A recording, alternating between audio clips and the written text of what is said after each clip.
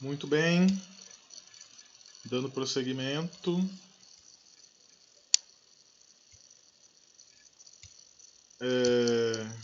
Nossa.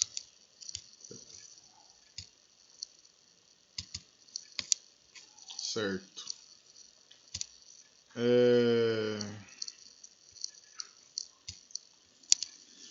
Então, né, vindo nessa esteira aí dos sofistas, né, chegamos no Sócrates, o homem mais sábio de Atenas, o grande filósofo aí, divisor de águas da filosofia. Tanto que a gente conta a filosofia como antes e depois do Sócrates, né? O André Torres faz essa comparação até com Jesus, né? É uma comparação meio inevitável, porque eles tinham algumas coisas em semelhante, né? O Sócrates, assim como Jesus, ele pregava, né, para o povo na praça as suas ideias, ele pregava gratuitamente, né? Ele não cobrava igual os sofistas. O Sócrates também não deixou nenhum escrito, assim como Jesus também não, né? Então tudo que a gente sabe dos ensinamentos dele foi porque o Platão escreveu, teve um outro discípulo que foi o Xenofonte, se não me engano, e tinha um crítico que era ele era um comediante, um dramaturgo, Aristófanes. O Aristófanes ele era um dramaturgo, né? Escrevia peças de teatro e em algumas peças de teatro ele colocou uma figura cômica que era o Sócrates. Era uma representação cômica, né? Uma caricatura do Sócrates. Então a gente não só sabe dele pelo que escreveram dele. Ele pregava gratuitamente nas praças e ele serviu como um ponto, um marco aí na filosofia, né? Considera-se a filosofia antes e depois do Sócrates. Bom, eu acho interessante contar a história do Sócrates, né? Antes de falar um pouco das ideias dele, assim, como que aconteceu esse fenômeno, né? Então, assim, na Grécia, as pessoas tinham o costume de consultar os oráculos, né? Os oráculos, eles eram locais que geralmente eram locais que tinham algum nível de atividade de vulcão, né? Que tinha gases de vulcão. E os oráculos tinham como se fosse um templo, né? Era um templo, mas era o templo, né, do oráculo, no caso, né? E em cima desses vapores dos vulcões ficava sentado uma pessoa que poderia ser homem ou mulher, e quando era mulher era conhecida como pitonisa, né? Que era essa pessoa era o oráculo, né? Essa pessoa acreditava-se então que ela recebia os deuses, né? E aí os deuses falavam através da boca dela. Então, se eram os deuses que falavam através da boca dessa pessoa, então era verdade. E as pessoas que consultavam os oráculos acreditavam piamente que o oráculo era verdade, não tinha dúvida.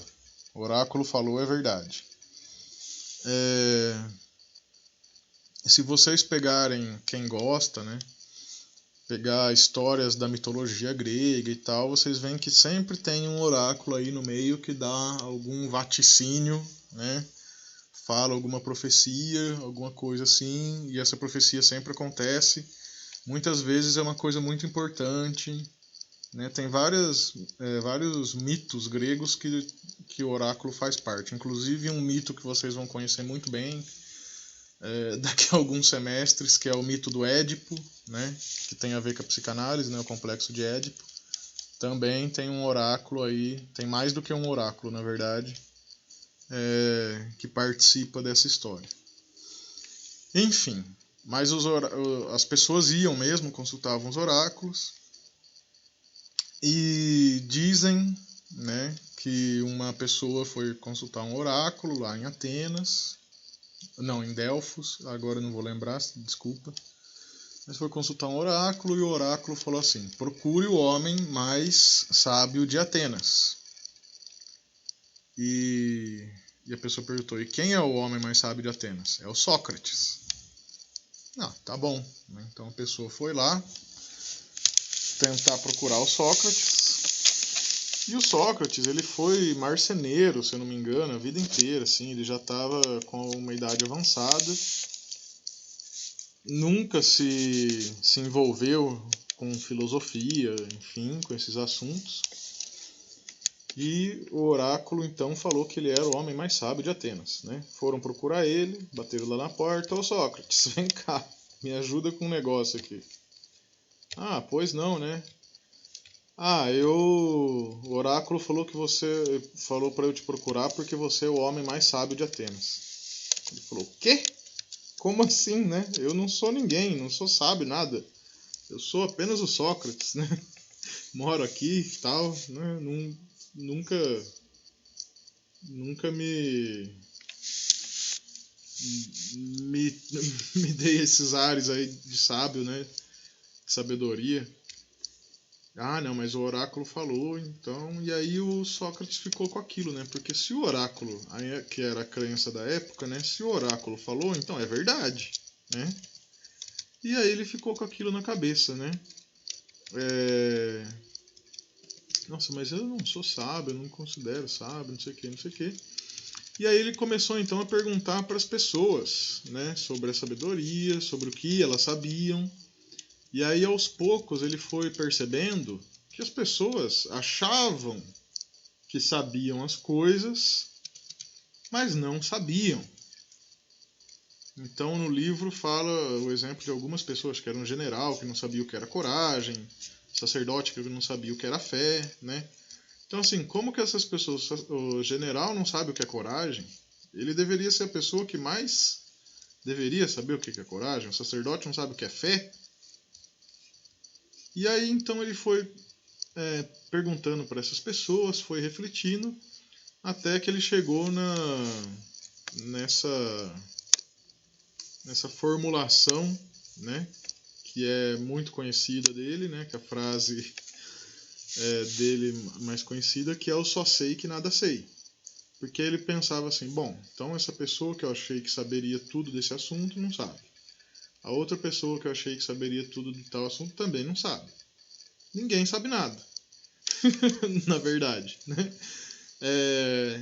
Só que em comparação com eles, eu sei que eu não sei nada. A única coisa que eu sei é que eu não sei nada, né? Só sei que nada sei. Então, em comparação com essas outras pessoas, eu estou em vantagem. Porque essas pessoas acham que sabem alguma coisa. E eu tenho consciência de que eu não sei nada disso. Aí então que ele se deu conta de que realmente fez sentido aquilo que o oráculo falou, né? Que então as pessoas não sabiam de verdade. Elas achavam que elas sabiam, elas tinham a ilusão de que elas sabiam, mas na verdade elas não sabiam. Só que elas não sabiam que elas não sabiam, né? Porque no afinal de contas elas achavam que elas sabiam. O Sócrates, por sua vez, sabia que não sabia.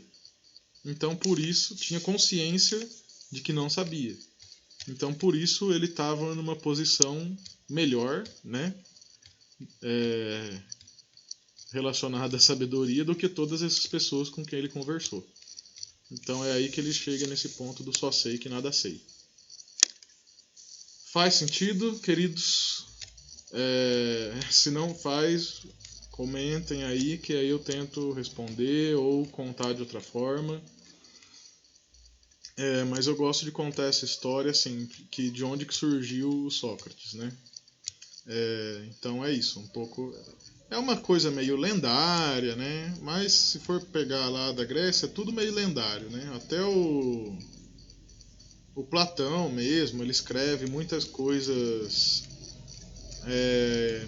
misturadas assim, um pouco com mitologia.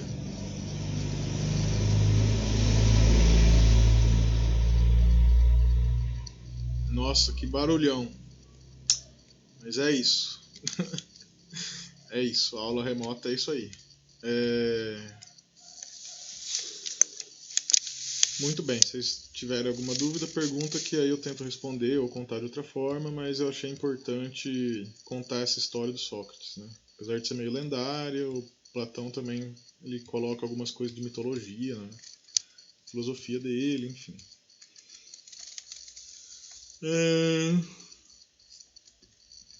Bom,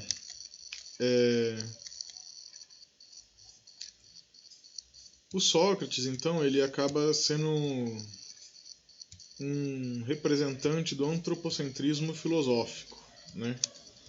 E aí ele resolve levar à risca essa frase que fica escrita na frente do oráculo de Delfos, que é: conhece-te a ti mesmo. Esse movimento de conhecer a si mesmo é um movimento de introspecção. O que é introspecção?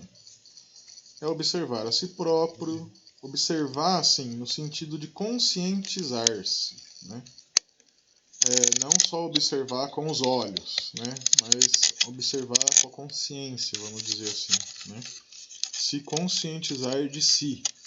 Isso é introspecção, olhar para si, né? Olhar para dentro, inspecionar o interior, né? Introspecção. Então é observar a si próprio, observar os próprios pensamentos, os próprios sentimentos, as próprias crenças, os próprios comportamentos, etc.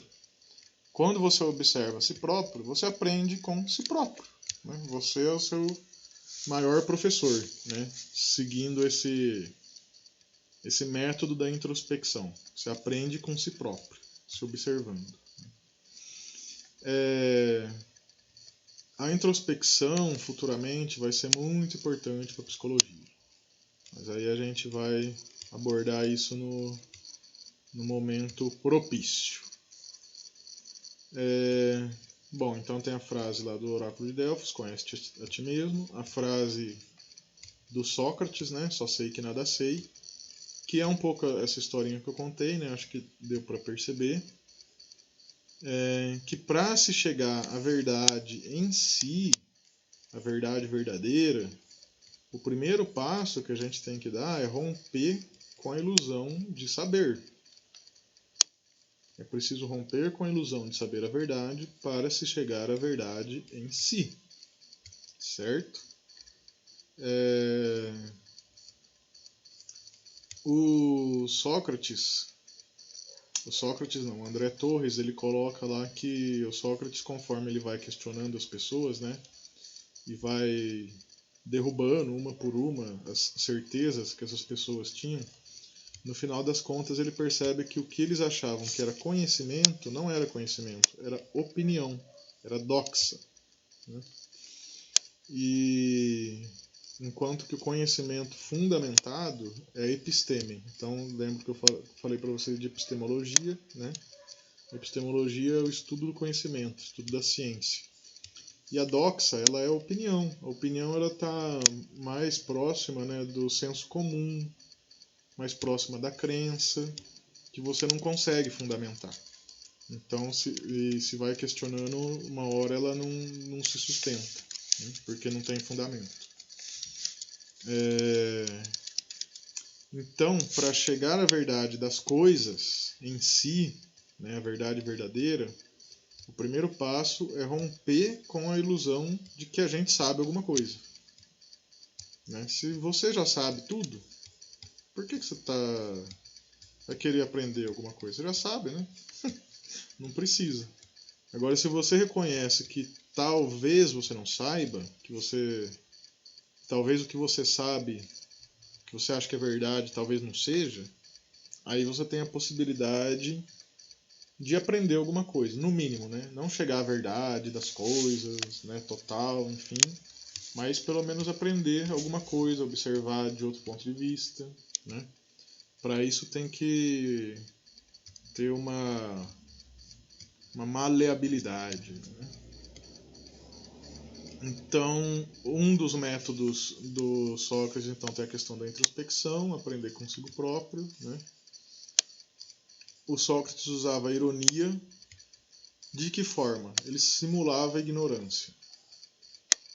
Então ele se mostrava o mais idiota, o mais besta assim, possível quando ele questionava as pessoas, para as pessoas se mostrarem, né, tal qual elas são. Né? Tudo aquilo que elas acreditavam que era a verdade. Né? E só assim, né, ele simulando a ignorância, que ele poderia exercer o outro método, né, que é o questionamento, ou que a gente pode... O André Torres não coloca esse nome, que é a dialética socrática. Vou pôr aqui dialética socrática. Opa!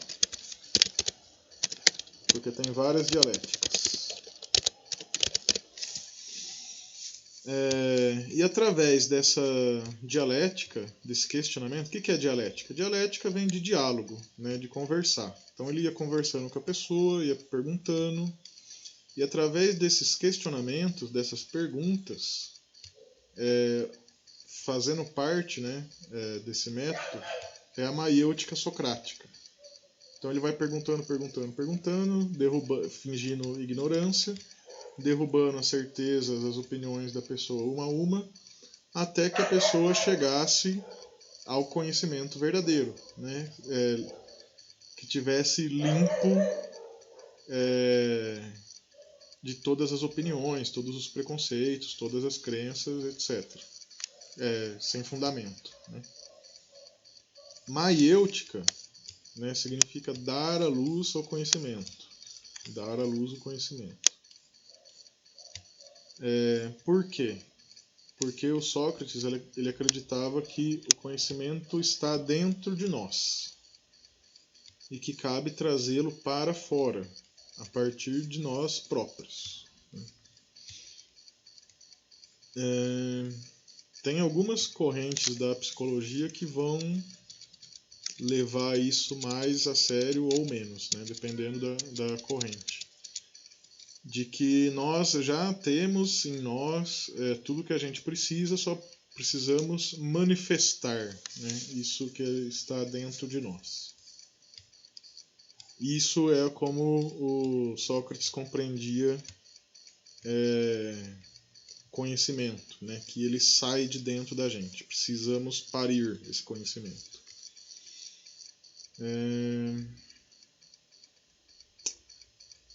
Que mais? Acho que dá para fazer um paralelo assim, né, dessa maiêutica socrática, assim, com a própria psicoterapia, né, a atividade clínica. Mas não só, né, se a gente pensar rodas de conversa, debates também, né, é fazer exatamente isso, né, deixar os questionamentos trabalharem, né, em questionando uma coisa, questionar outra, até que uma hora nasce esse conhecimento, né, vem à luz algum conhecimento que estaria ali oculto dentro da gente. Então, de Sócrates é isso, né, o mais importante aqui, eu acho que o método dele, né, de investigação do conhecimento, que é a ironia, a introspecção, o questionamento, ou dialética, e a maiêutica, né, de dar luz ao conhecimento. E basicamente isso. Bom, e qual que foi o fim do Sócrates?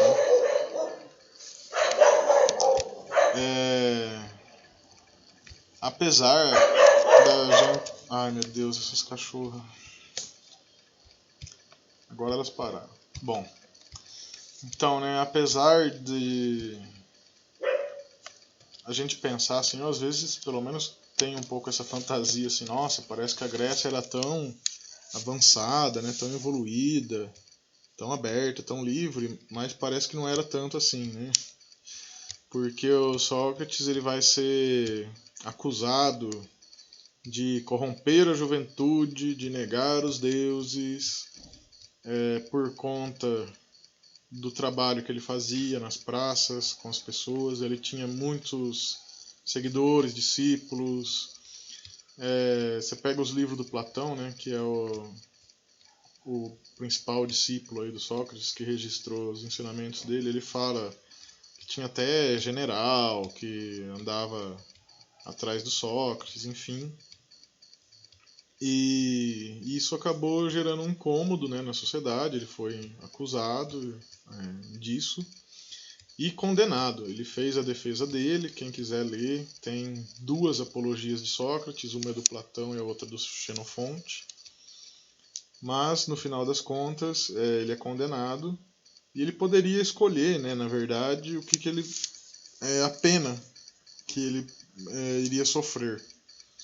Foi dada essa opção para ele de ou sair, né, de Atenas e nunca mais voltar, um exílio permanente, ou ser condenado à morte pelo veneno da cicuta, né? E ele preferiu a segunda opção. Porque hoje a gente entende assim que talvez o que fazia sentido para ele era justamente a atividade dele. Se ele fosse proibido de fazer a atividade dele, era melhor ser condenado à morte. E foi o que ele optou. E aí, né, o Platão fala, tem até quadro, enfim, né, retratando isso, pinturas, né, que ele, na cama, assim, né, prestes a beber o veneno da cicuta, ele ainda estava pregando para os seus discípulos os seus ensinamentos, né. Isso o André Torres fala também no livro, né, que ele estava pregando sobre a imortalidade da alma. Muito bem, vamos para o próximo slide, para o próximo filósofo.